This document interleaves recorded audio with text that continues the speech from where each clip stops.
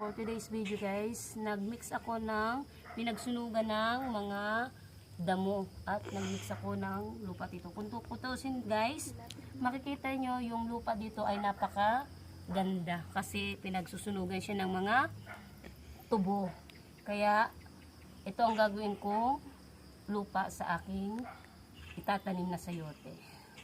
So guys, samahan nyo ako sa ating pagtatanim ng sayote.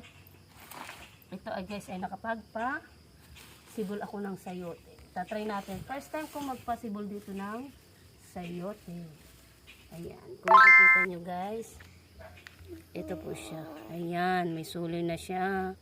At ito, ilalagay natin ang processing nito. First time ko po siya makapagtanim ito. Kaya natin siya dito.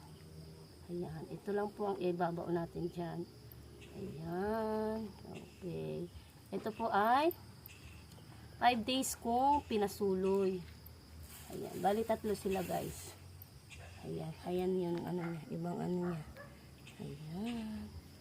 So, ilang anak, focus ka na lang sa taas. Ayan po siya. Hintayin na lang natin ng ilang days pa yan. Kasi 5 weeks po nang siya ay pinasuloy ko. Ayan po. Ang dami langgam. Ayan po yung ano niya. So, nakapagpasibol na tayo.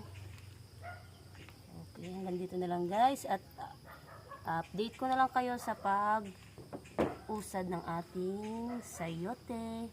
Thanks for watching.